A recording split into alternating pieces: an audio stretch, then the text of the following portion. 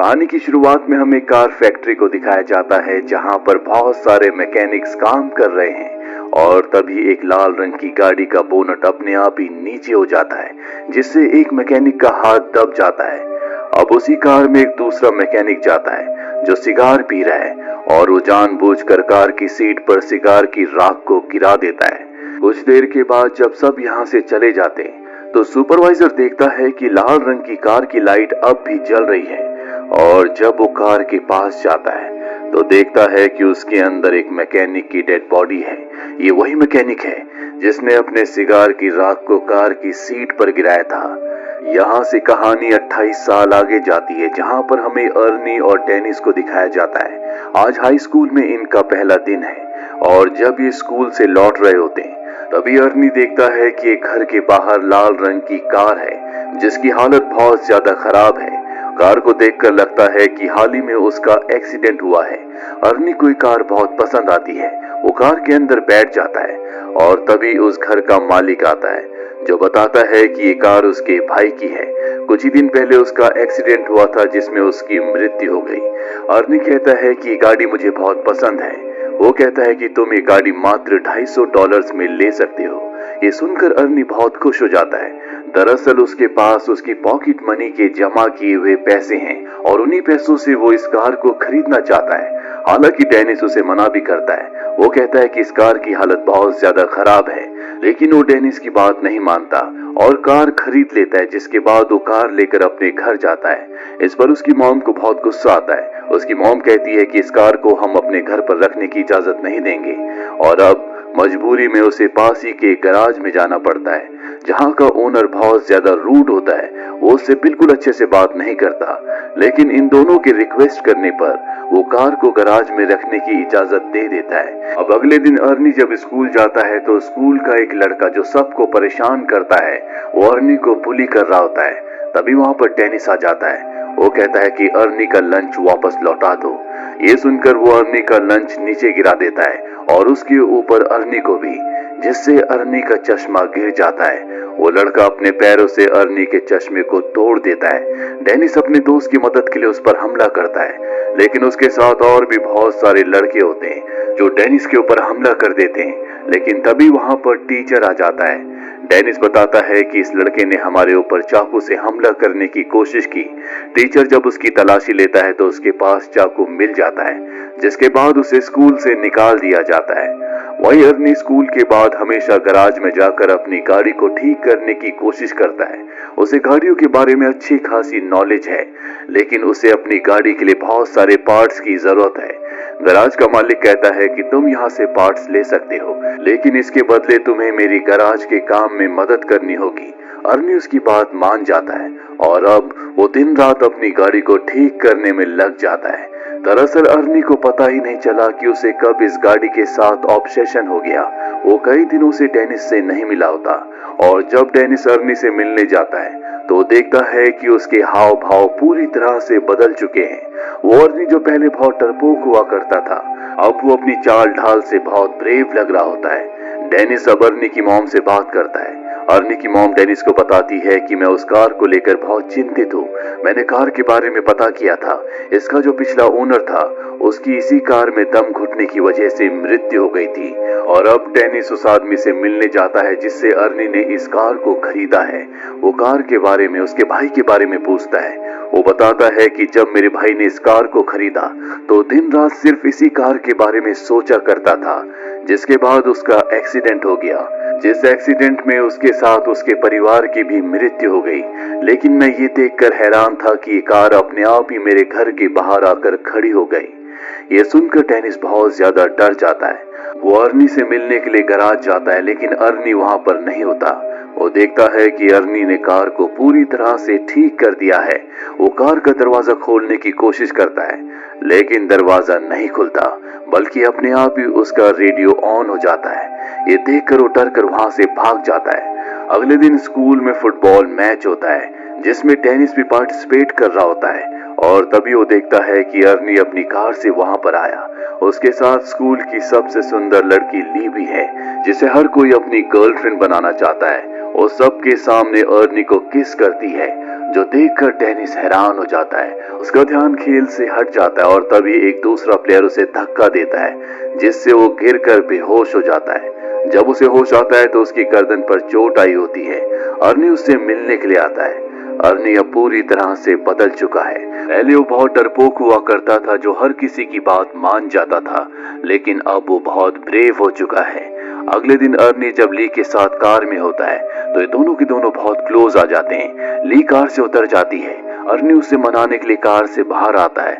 ली कहती है कि तुम मुझसे ज्यादा इस कार से प्यार करते हो। अर्नी कहता है कि नहीं, तुम मेरी जिंदगी में बहुत खास हो। बाहर बारिश हो रही है, हमें कार के अंदर जाना चाहिए।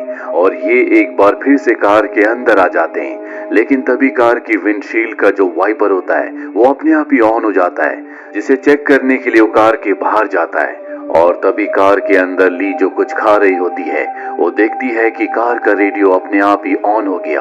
कार से बहुत तेज रोशनी निकल रही है और जो खाना वो खा रही थी वो उसके गले में अटक जाता है, जिससे उसका दम घुटने लगता है।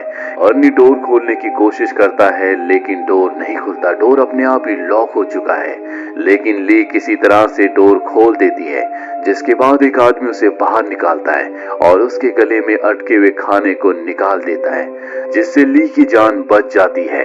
दरअसल कार के बारे में जो कोई भी गलत बोलता है, कार उसे अपने रास्ते से हटा देती है और इस बात का एहसास ली को हो चुका है। इसीलिए जब अर्नी उसे घर पर छोड़ता है तो वो कहती है कि अब मैं तुमसे कोई वास्ता नहीं रखना चाहती, क्योंकि जब भी दोनों कार में होते हैं तो कुछ न कुछ गड़बड़ हो जाती है। साथ ही अब उसका ये मानना भी है कि कार ने उसे मारने की कोशिश की, लेकिन अर्नी को लगता है कि उसके दिमाग पर गहरा असर पड़ा है, इसीलिए वो इस तरह की बातें कर रही है। अर्नी कहता है कि मैं तुमसे कल मिलने के लिए आऊंगा। इसके बाद वो कार लेकर गैराज जाता है, जहां पर वो कार को पार्क करके अपने घर चला जाता है।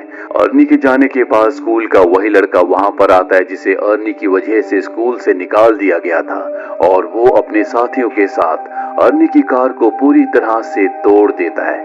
अगली सुबह अर्नी ली से मिलने जाता है। वो ली को मनाकर गैराज ले आता है। वो देखता है कि उसकी कार को किसी ने तोड़ दिया है। उसे लगता है कि ये ली का काम है, क्योंकि वो कार को पसंद नहीं करती, इसीलिए ली को बहुत उल्टा सीधा कहता है। ली वहां से चली जाती है, जिसके बाद अर्नी अपने घर आता है, जहां पर वो अपनी मॉम से बहुत बदतमीजी से बात करता है। जब उसके पिता इसका विरोध करते हैं तो वो उनका भी कॉलर पकड़ लेता है। और अब अर्नी घर से निकलकर वापस गैराज आ जाता है, जहां पर वो तय करता है कि वो कार को एक बार फिर से ठीक करेगा। और अगले पल उसकी आंखों के सामने कार खुद ब खुद ठीक होना शुरू हो जाती है, जो देखकर उसे विश्वास नहीं होता। पर अब शायद वो कार के पूरी तरह से वश में है, इसीलिए वो ये बात नहीं समझ पाता कि ये कार कितनी खतरनाक है।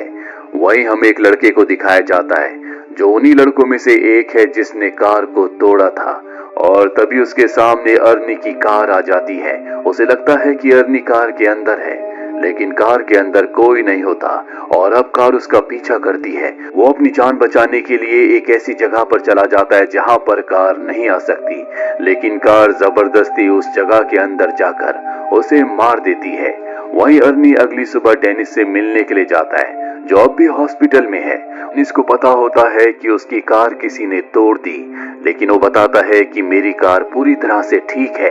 डेनिस उससे सवाल पूछता है कि इतनी जल्दी कार कैसे ठीक हो गई, पर वो उसकी बात का कोई जवाब नहीं देता और वहां से निकल जाता है। जिसके बाद उसके पास एक डिटेक्टिव आता है और बताता है कि तुम्हारी गर्लफ्रेंड ने मुझे बताया था कि तुम्हारी कार को किसी ने पूरी तरह से तोड़ दिया और वो अपने आप ही ठीक हो गई। क्या ये सच है? अर्नी उसकी बात का कोई जवाब नहीं देता। वो कहता है कि जिन लड़कों ने तुम्हारी कार को तोड़ा था उसमें से एक की मृत्यु हो चुकी है। ये सुनकर अर्नी बहुत खुश हो जाता और कहता है कि बहुत अच्छा हुआ। वो वहां से चला जाता है और अब डिटेक्टिव को उस पर शक है। वहीं हमें उस लड़के को दिखाया जाता है जिसे अर्नी की वजह से स्कूल से निकाला गया था, जिसने अर्नी की कार को तोड़ा था। वो अपने एक दूसरे साथी के साथ होता है। उसे एहसास होता है कि कोई कार उनका पीछा कर रही है। वो अपनी कार की स्पीड बढ़ाता है और गैस स्टेशन पर जाता है, जहां पर उसका एक और दोस्त होता है और ये भी उन्हीं में से एक है जिसने कार को तोड़ा था। और अब वो अपनी कार से नीचे उतर जाता है, लोहे की एक बहुत बड़ी रॉड लेकर वहां पर खड़ा हो जाता है, ताकि जब भी वो कार वहां पर आए तो वो उस पर हमला कर दे। और तभी वो कार वहां पर आ जाती है जो उसकी कार पर टक्कर मारती है। वो देखता है ये तो अर्नी की कार है। वो अर्नी को बाहर आने के लिए कहता है, लेकिन कार उसकी गाड़ी पर कई टक्कर मारती है जिससे उसकी कार गैराज के अंदर चली जाती है। कार का पेट्रोल लीक हो जाता है और तभी एक बहुत बड़ा धमाका होता है, जिस धमाके में 2 लड़कों की मृत्यु हो जाती है। और अब वो लड़का जिसने अर्नी को बुली किया था अपनी जान बचाने के लिए वहां से भागता है, लेकिन चलती हुई कार गैराज से बाहर आती है और उसका पीछा करके उसे भी मार देती है। इसके बाद कार अपने आप ही गैराज में आ जाती है जहां पर अर्नी उसे पार्क करता है। गैराज का ओनर देखता है कि कार से धुआं निकल रहा है, इसीलिए वो कार के पास जाता है और अर्नी को बाहर निकलने के लिए कहता है, लेकिन उसे कोई जवाब नहीं मिलता। जिसके बाद वो खुद कार के दरवाजे को खोलता है और देखकर हैरान हो जाता है कि कार में कोई नहीं है। वो कार को चेक करने के लिए कार के अंदर बैठ जाता है और तभी अपने आप ही कार का दरवाजा बंद हो जाता है, जिसके बाद उसकी भी कार में मृत्यु हो जाती है। अगली सुबह अर्नी जब गैराज आता है तो देखता है कि वहां पर बहुत सारी पुलिस है। वो डिटेक्टिव भी है जिसने उससे सवाल पूछे थे। अर्नी को बताता है कि तुम्हारी कार में तुम्हारे गैराज के ओनर की डेड बॉडी मिली है। यहाँ पर कार की हालत अब पूरी तरह से ठीक हो चुकी है। अर्नी को पता है कि ये काम कार का ही है, लेकिन वो डिटेक्टिव को कुछ नहीं बताता क्योंकि वो इस कार को नहीं खोना चाहता। वो इस कार के लिए ऑब्सेस्ड है। कार ने पूरी तरह से उसे अपने वश में कर रखा है। वही डेनिस अपने घर वापस आ जाता है। उससे ली मिलने के लिए आती है और कहती है कि मुझे पूरा यकीन है कि कार ने अर्नी को अपने वश में कर रखा है। डेनिस कहता है कि मुझे भी ऐसे ही लगता है क्योंकि अर्नी को मैं बहुत वक्त से जानता हूँ। वो बहुत शरीफ लड़का है, हमें उसकी मदद करनी होगी। इसके बाद ली वहां से चली जाती है। ली के जाने के बाद अर्नी डेनिस से मिलने के लिए आता है और कहता है क्यों ना हम ड्राइव पर चलें। डेनिस उसकी बात मान जाता है और जब वे ड्राइव पर जाते हैं तो अर्नी बहुत रफ्तार से गाड़ी चलाता है। डेनिस उसे ऐसा करने से मना करता है, लेकिन वो उसकी बात नहीं सुनता और कहता है कि ये कार मुझे कभी नुकसान नहीं पहुंचाएगी। इनका एक्सीडेंट होने से भी बच जाता है। डेनिस को समझ में आ चुका है कि अर्नी पूरी तरह से अपना दिमागी संतुलन खो बैठा है, इसीलिए वो अगले दिन अर्नी को गैराज में मिलने के लिए बुलाता है जहां पर वो ली के साथ जाता है। ये दोनों के दोनों एक्सकेवेटर में बैठे होते हैं, लेकिन यहाँ पर कार नहीं होती। दरअसल ये एक्सकेवेटर से कार को कुचलना चाहते हैं और अब ली नीचे उतर जाती है, लेकिन कार गैराज में ही थी जिसने अपने आप को छुपा रखा था। और जैसे कार के सामने ली आती है वो रफ्तार से उसकी तरफ बढ़ना शुरू कर देती है। ली किसी तरह से एक पोल से लटक कर अपनी जान बचाती है, लेकिन अब भी कार उसका पीछा नहीं छोड़ती। इससे पहले कि कार उसे मार देती, डेनिस उसके सामने एक्सकेवेटर ले आता है जिससे ली की जान बच जाती है। कार वहां से रिवर्स हो जाती है और इस बार कार खाली नहीं होती बल्कि उसके अंदर अर्नी होता है जो अपना दिमागी संतुलन खो बैठा है। वो कार के लिए ऑब्सेस्ड है। जो भी उसके और कार के बीच में आएगा अर्नी उसका खात्मा कर देगा। और अब वो एक बार फिर से एक्सकेवेटर के सामने अपनी कार को ले आता है जो पूरी तरह से ठीक हो चुकी है। लेकिन यहाँ पर डेनिस जो कि एक्सकेवेटर के अंदर बैठा होता है, उसका एक्सकेवेटर अपने आप ही बंद हो जाता है। वो उसे स्टार्ट करने की कोशिश करता है, लेकिन एक्सकेवेटर स्टार्ट नहीं होता और अब ली को मारना चाहता है, इसीलिए कार लेकर वो उसका पीछा करना शुरू कर देता है। ली अपनी जान बचाने के लिए कमरे के अंदर चली जाती है। अर्नी ली को मारने के लिए उस कमरे में टक्कर मारता है जिससे एक बहुत बड़ा एक्सीडेंट होता है और वो आगे की विंडशील्ड को तोड़कर बाहर निकल जाता है। उसके शरीर में विंडशील्ड का एक बहुत बड़ा टुकड़ा घुस चुका है जिससे उसे बहुत तकलीफ हो रही होती है। वो अपनी जिंदगी की आखिरी सांसें ले रहा है और अपनी जिंदगी के आखिरी पलों में भी वो अपनी कार को छूने की कोशिश करता है और तभी उसकी मृत्यु हो जाती है। और अब कार का अगला शिकार ली है। वो रिवर्स गियर में उसे मारने की कोशिश करती है। ली वहां से हट जाती है और कार एक पोल में फंस जाती है। वहीं डेनिस एक्सकेवेटर को ऑन करने में कामयाब हो जाता है। वो एक्सकेवेटर को लेकर कार के पास आता है और उसे कुचलना शुरू कर देता है। मौके का फायदा उठाकर ली भी उस एक्सकेवेटर के ऊपर आ जाती है और अब जब वो अपने एक्सकेवेटर से कार को कुचल रहा होता है तो बार बार अपने आप को खुद ही रिपेयर करने की कोशिश करती है, लेकिन डेनिस उसे मौका नहीं देता और पूरे एक्सकेवेटर को कार के ऊपर चढ़ा देता है जिससे कार की शक्तियां पूरी तरह से खत्म हो जाती है।